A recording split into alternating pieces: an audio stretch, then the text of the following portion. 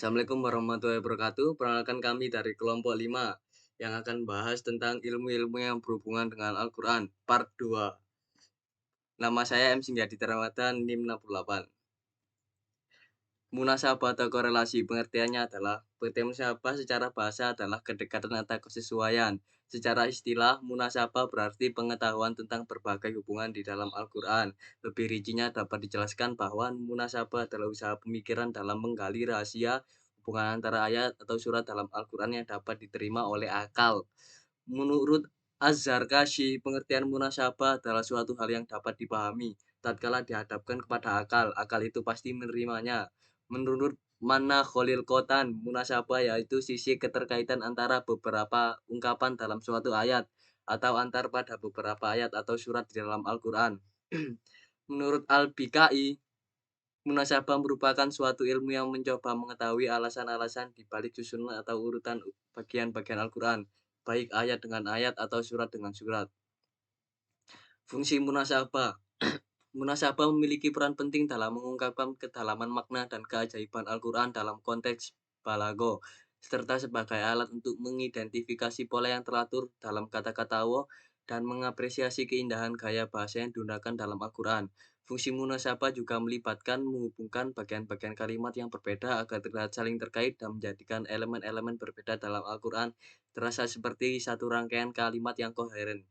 Untuk meneliti keserasian susunan ayat dalam surah munasabah dalam Al-Quran, diperlukan ketelitian dan pemikiran yang mendalam. Asyuti menjelaskan ada beberapa langkah yang perlu diperhatikan untuk menemukan munasabah ini, yaitu 1.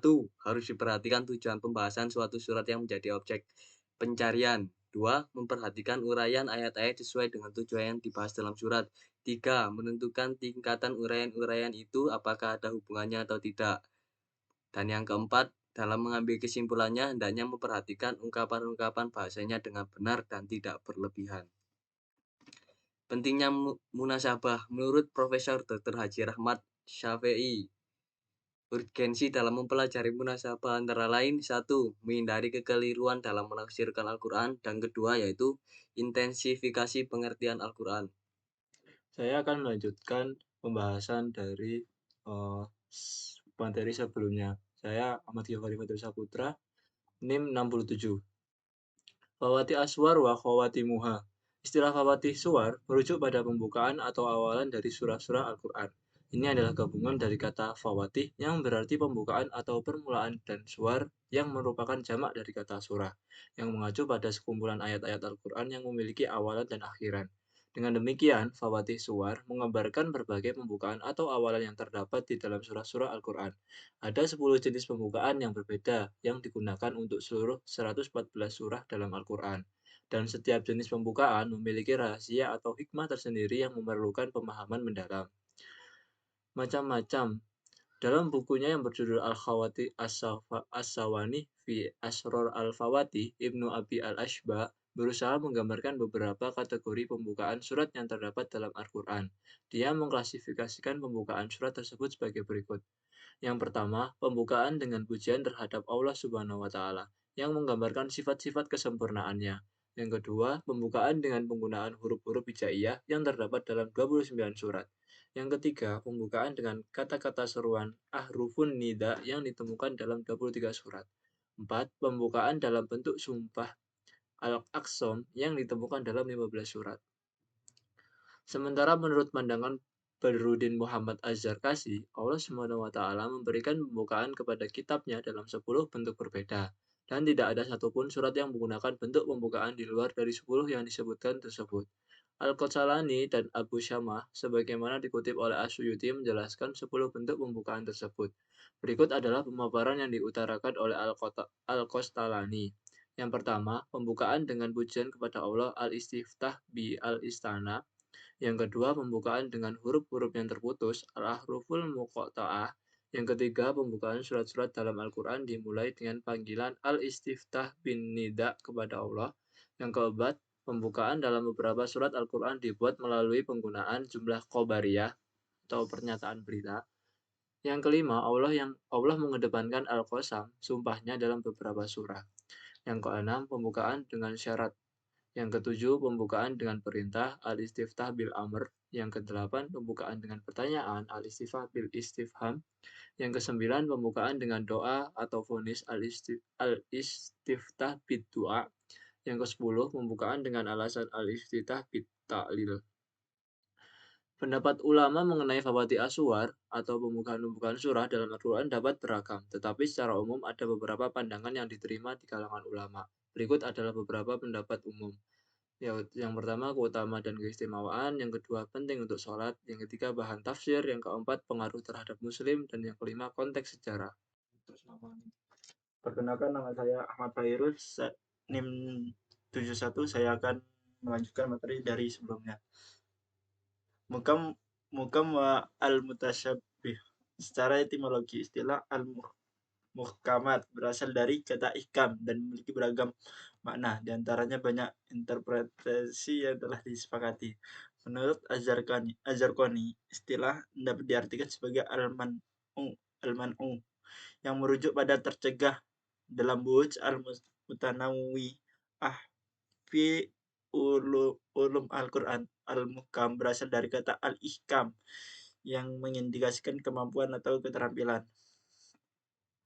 Al-Muhkam berasal dari kata al-ihkam yang mengindikasikan kemampuan atau keterampilan. Adapun istilah terdapat khilafiyah sesama ahli ushul mengenai artinya, yaitu satu, yang dinamakan muhkam adalah yang diketahui apa yang dimaksud dengannya.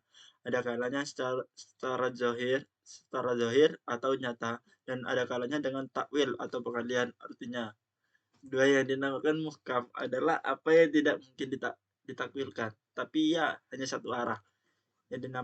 Tiga, yang dinamakan muhkam adalah yang jelas atau terang yang dimaksud dengannya, sehingga ia tidak mungkin dihapuskan. 4, yang dinamakan muhkam adalah apa yang berdiri sendiri dan tidak membutuhkan penjelasan. 5, yang dinamakan muhkam ialah sesuatu yang kokoh dan bundar sehingga tidak ada seginya. Al-mutasabbih berasal dari kata syabaha yang berarti menyerupaan dalam makna. Karena adanya keserupaan dan bentuk tersebut mengakibatkan terjadinya kesamaran makna. Adapun menurut istilah ialah satu, apa yang bertalian dengan pengaruh ilmu Allah seperti as-sa'ah atau kehancuran total, keluar binatang-binatang besar dan dajjal. 2, apa yang tidak dapat berdiri sendiri dan membutuhkan keterangan yang lainnya. 3, apa yang memungkinkan pengertian yang tidak satu aja. 4, apa yang tidak terang, apa yang dimaksud dengan membutuhkan nasakh atau penghapusan. Contoh-contoh ayat. Artinya, sesungguhnya Allah mengampuni dosa semuanya. Quran Surat Al-Zumar ayat 53. Ayat ini termasuk mutasyabbih karena mengandung dua pengertian, yaitu A. Allah mengampuni dosa semuanya bagi yang bertobat. B. Pengampunan dosa secara keseluruhan bagi siapa yang tidak bertobat, maka dikembalikan pada muhkamah. Adapun dikembalikan dari mutasyabbih kepada al-muhkamah ialah sesungguhnya aku Allah benar-benar suka mengampuni bagi siapa yang bertobat, beriman dan beramal soleh. Quran Surat Toha ayat 82. Dari ayat muhkamah ini terlihat bahwa Allah telah mengampuni dosa-dosa semua bagi siapa yang telah bertobat kepadanya, beriman dan mengikuti jalan hidayahnya. Tujuan mempelajari ayat al-muhkam dan al-mutasyabbih yaitu untuk memungkinkan kita memahami makna ayat al-mutasyabbih secara keseluruhan atau dalam konteks umum. Untuk memungkinkan kita mengidentifikasinya, ayat-ayat al-muhkam yang memberikan penjelasan yang lebih rinci atau lebih detail terkait dengan ayat al-mutasyabbih. Hikmah diturunnya ayat al-mutasyabbih. Diperlukan usaha ekstra untuk mengungkap maknanya dengan lebih jelas, yang pada gilirannya akan meningkatkan pahala. Jika Al-Quran seluruhnya adalah teks yang jelas dan tegas, maka hanya akan ada satu aliran pemahaman yang menggantikan semua aliran lainnya. Hal ini pada gilirannya dapat menyebabkan pengikut aliran-aliran lain enggan menerimanya atau mengambil manfaat darinya. Jika Al-Quran mengandung ayat yang bersifat lebih ambigu, maka pemahamannya memerlukan metode tafsir dan penilaian antara satu dengan yang lainnya. Proses ini melibatkan beberapa disiplin ilmu seperti linguistik, tata bahasa, makna, penjelasan, prinsip-prinsip hukum Islam atau usul fikih, dan lain sebagainya. Hikmah diturunkannya ayat Al-Muhkamat membantu manusia untuk memahami dengan lebih mudah arti dan tujuan dari ayat-ayat Al-Quran, mempermudah proses penafsiran dan penjelasan dari isi ayat Al-Quran, dan memberikan dukungan kepada para guru, dosen, penceramah, dan para khotbah dalam untuk menjelaskan ajarannya tergantung dalam kitab Al-Quran dan tafsir dari ayat-ayatnya kepada masyarakat. Kemukjizatan dalam Al-Quran. Definisi mukjizat secara etimologi berasal dari kata a'jaza yu'jizi i'jaz yang berarti melemahkan atau menjadikan tidak mampu. Dalam bentuk isim fa'il, berarti yang melemahkan disebut dengan istilah mukjiz. Tambahan tak marbutoh di akhir kata sehingga menjadi istilah mukjizat menunjukkan sifat mubalaghah berarti yang sangat melemahkan. Adapun definisi secara terminologi yang dimaksud mukjizat Al-Quran adalah ketidakmampuan siapapun untuk menjawab tantangan Al-Quran sebagai bukti kebenaran risalah Nabi Muhammad SAW. Contoh-contoh kemujizatan dalam Al-Quran. Kemujizatan dari segi peristiwa masa lalu tentang jasad Fir'aun yang diselamatkan. Kemujizatan Al-Quran tentang peristiwa masa lalu dapat ditemukan pada kemampuan Al-Quran mengungkap pada peristiwa masa lalu. Misalnya tenggelamnya Fir'aun, tubuhnya diselamatkan dalam arti tidak hancur karena menjadi pelajaran bagi umat manusia. Allah Subhanahu wa Ta'ala berfirman dalam Quran surah Yunus 10:90-92. Kemujizatan Al-Quran pada masa yang akan datang tentang kemenangan umat Islam dalam perang Badar. Tentang kemenangan umat Islam dalam perang Badar. Al-Quran surat Al-Qamar. Kisah-kisah dalam Al-Quran. Kisah-kisah dalam Al-Quran tidak sama dengan buku sejarah yang menguraikan secara kronologis dan komprehensif beserta analisisnya. Meskipun bahasanya sangat indah, namun menurut Syed Qutb, pengungkapan kisah-kisah dalam Al-Quran adalah suatu cara untuk mencapai tujuan dakwah agama. Karena Al-Quran adalah kitab dakwah agama dan kisah-kisah adalah salah satu metode untuk menyampaikan pesan-pesannya.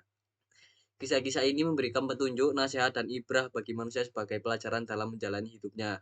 Kisah-kisah ini adalah bagian dari sastra yang mengandung kisah-kisah nyata dan memegang tempat istimewa dalam bahasa dan kesusastraan. Macam-macam kisah dalam Al-Quran yaitu ada dua. Satu, kisah-kisah para nabi. Kisah-kisah tentang para nabi yang diceritakan dalam Al-Quran, cara dakwah kepada kaumnya, dan tahapan perkembangannya. Mujizat yang diberikan Allah Subhanahu wa Ta'ala kepada mereka, akibat-akibat yang diperoleh orang-orang yang akan menerima dakwah, dan balasan terhadap yang mendustakannya, seperti kisah Nabi Nuh, Nabi Ibrahim, Nabi Musa, Nabi Isa, dan lain-lain. Yang kedua yaitu kisah-kisah peristiwa pada masa Rasulullah. Kisah-kisah yang berhubungan dengan peristiwa-peristiwa yang terjadi masa Rasulullah seperti perang Badar, Uhud, perang Hunain, dan Tabuk, perang Ahzab dalam Quran surah Al-Ahzab, hijrah Nabi dan kaum muslimin. Tujuan kisah-kisah dalam Al-Quran. Satu, untuk menjelaskan dasar-dasar dakwah dan pokok-pokok syariat yang dibawa oleh para rasul. Dua, untuk memantapkan hati Rasulullah dan umatnya dalam menegakkan agama Allah. Ketiga, mengabadikan usaha-usaha para nabi dan mengungkapkan bahwa nabi-nabi dahulu adalah benar. Keempat, menampakkan kebenaran Nabi Muhammad SAW dalam dakwanya dengan dapat menerangkan keadaan dan umat yang telah lalu.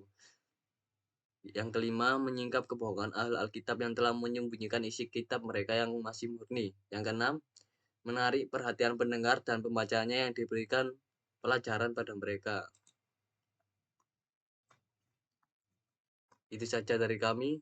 Sekian. Wassalamualaikum warahmatullahi wabarakatuh. Terima kasih dari kami, dari kelompok 5.